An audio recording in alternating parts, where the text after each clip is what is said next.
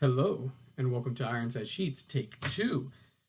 Tried to record this video already, and my computer, my camera app totally freaked out on me. Decided it didn't want to work anymore.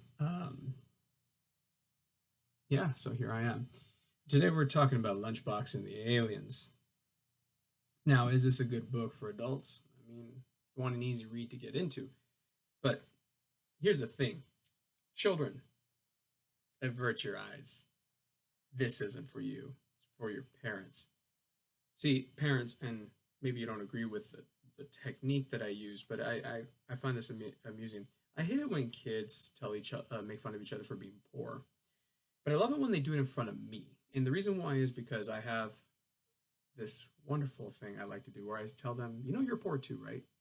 And for those of you who just were like, oh, how dare you? And it's like, no, seriously, they don't work, they don't earn money unless they do. And if they earn money via chores, then they're still below the poverty line. They're poor, no matter how you slice it.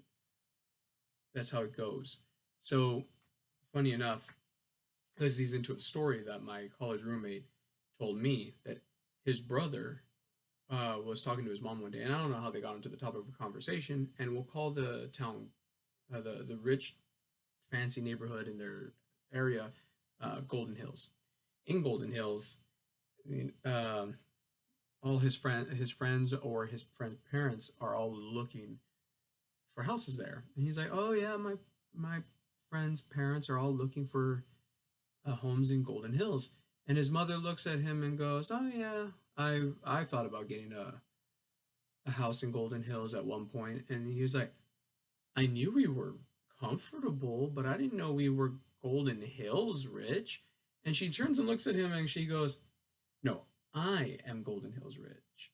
You are nothing." But it's true. So, children, not for you. Adults, parents specifically, this is for you. Now, perks of this book. I really see it as a bedtime story that you can read to your kids. It's thick, but it doesn't have too many larger words. So if your child is young, a little bit on the older side, maybe like 4, something like that, like really young but a little bit older, it has obviously it mentions aliens, but it also makes references to different items. So it'll help connect, build connections in their brain to see abstract ideas. At least I think. But you practice and you get better at whatever you do, right? You get better at what you practice, right? So the story goes as follows. A boy is with his very dopey basset hound. Basset hound is chubby. His name's Lunchbox. And he's also a couch potato. Very, very, very lazy dog. Main character Nat, or not main character, Lunchbox is main character, but Nat goes to his father's place of work. The father works for the mayor, and he's hanging out while his dad is just trying to get the work done. Well, the mayor is in his office. Nat, who has spoken to and has made friends with the secretary, is sitting at the secretary's desk manning the fort. And while he's sitting there, he hears the mayor making a deal. And I'm not too sure how illegal it is, but to Nat it sounds very shady. And Nat already dislikes the man, because the man can never get Nat. Oh, shoot. His name is Nate. Is it Nate? Is it Nat? Open up to a random page and see if I can find it. Nate. Ooh. I did a mayor. Mayor can never get his name right, calls him Nat all the time. So Nate is he hears the deal. He doesn't like the mayor to begin with. And he's like, why? And he tells his dad eventually, why can't you work for someone else? And his dad is, if only it were that simple. Lunchbox gets abducted by aliens. How? Why? Well, 2 aliens, they're the lowliest of the low in the rankings, are out exploring, and the second in command, who acts like he's the first in command, has been going around from planet to planet taking specimens of different creatures that he found interesting. Lunchbox is one of them. So he abducts Lunchbox. But along the way, one of their specimens has gotten loose, has gone through their food and eaten most of it. Then, when they're going to check out the food supply, Lunchbox gets his paw on the last remaining bit of their food called frunga. The second in command is like, "Oh my god!" and the captain is freaking out. They're both incompetent, mind you, but the second in command is way more so, way less so, way more competent than his captain. Then the second in command says, "Well, the planet has plenty of what we need to make more Frunga. That's not the problem, and it's probably going to come up pretty well. The thing is, we have to go down there and build the machine to make it." And the captain's like, "No, that is a bad idea." He's like, "Well, I agree that us making it is a bad idea, but it has to be done. So why don't we send the dog?" Well, he just calls it the creature. But why don't we send this thing? And he's like, "Well, it's too dumb to do it." And he's like, "Yeah." And then over a little bit of time, the second command starts looking at Lunchbox while the captain's freaking out in his own room and realizes that Lunchbox seems smarter. He seems to be a little more aware. And he's like, I wonder if it had to do with the Frunga. And just to mess around, he gets the captain's like intelligent or knowledge downloading device, which is just a pair of headphones, sticks it on Lunchbox's ears. Lunchbox is supercharged with knowledge. He tells the captain, "Hey, look what I did." And the captain's like, "Why did you do that? There's no point. And why would you let this thing use my stuff?" And the second command's like, whatever. He doesn't respect the captain. Sends Lunchbox down, has him build the machine. Funny enough, the dad is an inventor. Nate's dad is an inventor and has built just about everything that Lunchbox needs. So Lunchbox takes it all, puts it in a warehouse, somehow stitches it together, and then he gets a disc that allows the machine to actually take the radiation, which, if not properly monitored, would just blow up the entire planet. Takes the radiation that makes Frunga. It gets a little modulator, puts it in. Everything's going well. He's not only producing Frunga; it's like really working. They're sending it up. He's sending some of it back up to the aliens, and they're like, "Oh my god, it's the best Frunga we've ever had."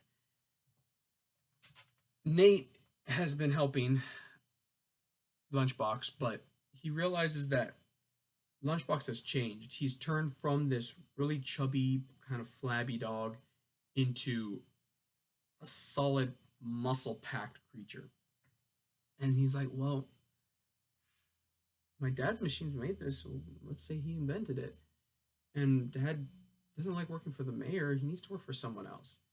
So he goes and talks to the mayor's competitor for some properties, and he tells him, "Look, my dad made this." And he's like, "Okay, well, why are you here?" And he's like, "Well, my dad, he needs some help, and so I'm here to help him." And he's like, "Okay, what is this? Or what's your offer?" And then Nate presents the Frunga, which is the food that the aliens eat, the Frunga.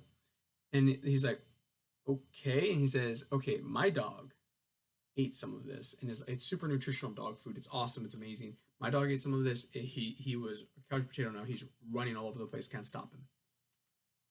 And the man's like, "Okay." And he's like, "Don't you participate in dog breeding and in dog racing?" And the man's like, "Yeah, I do." And he's like, "Give it to your dog. See what happens." Man's like, "Okay, fine. I'll contact your dad, depending on how it goes."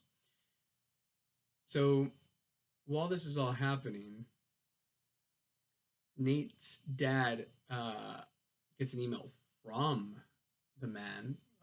Well, while this is all happening, Lunchbox is going around stealing garbage because that is what is turned into Frunga. And then the man apparently gave it to his dogs. He's like, "Oh my god, I don't understand how this works, but hey, I'm willing to invest." And so he sends an email to the dad. The dad's like, "Man, well, I got fired today. I apparently for fraternizing with the enemy."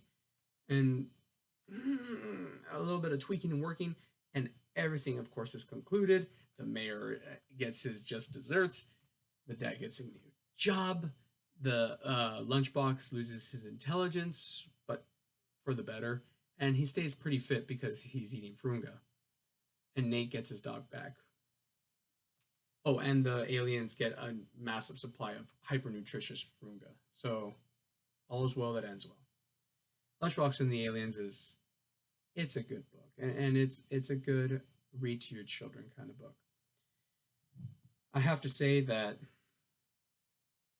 were I to read it to a child, I think they'd enjoy it, and I think I'd enjoy the process of reading to them. It's entertaining, it's fun, teaches the lesson of don't do wrong because then what goes around comes around.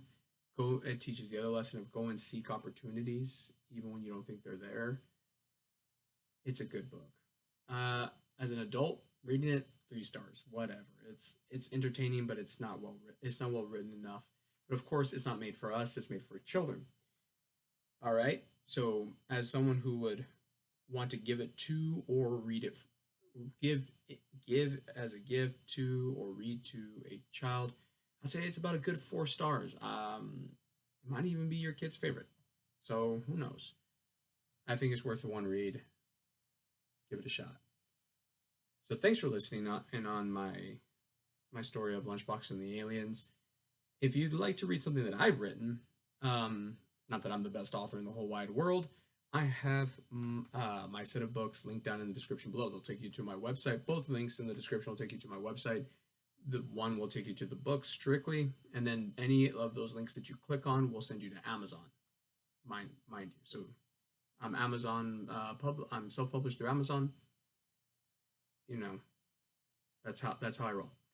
And the other link will take you to book reviews that I've written that may not be on the YouTube channel.